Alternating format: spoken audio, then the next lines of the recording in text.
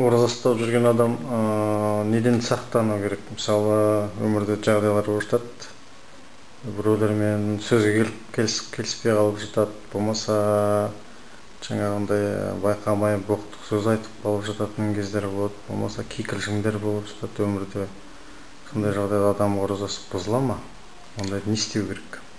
Енді мынау қоғам болғаннан кейін, мынау адамдармен араласқаннан кейін неше түрлі жағдайлар болады, неше түрлі адамдар бар. Әр адам әртүрлі бес саусақ бірдей емес.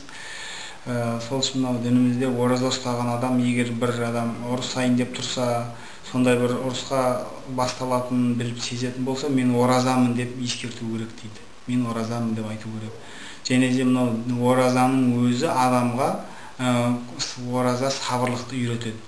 Өйткені ораза иманның жартысы, сол ораза сабыр иманның жартысы деген сияқты соған мағынада хадис бар. Яғни ораза сабырлыққа адамды үйретеді.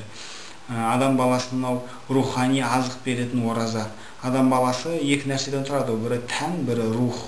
Ал енді мынау күнделікті ішіп жеп жатқан нәрселеріміз ол тәннің азығы болса, ал рухтың азығы ол ораза.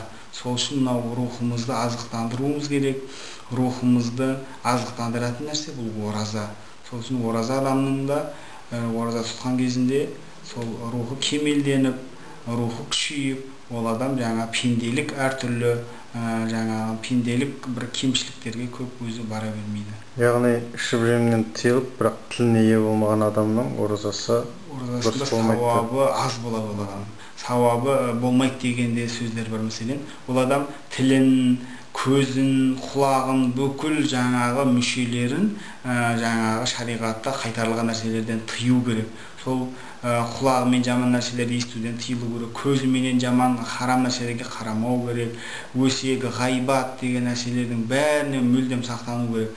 Пайғамбарымыздың ораза жаңа ғайбат айтқан адамның оразасы бұзылады дегені, ол адамның оразасының сауабы жоқ болады деген сөз. Сол үшін мынау әртүрлі ғайбат, өсек сөздердің бәрінен оразадан сақтанып жүру керек. Жақсы, рахмет.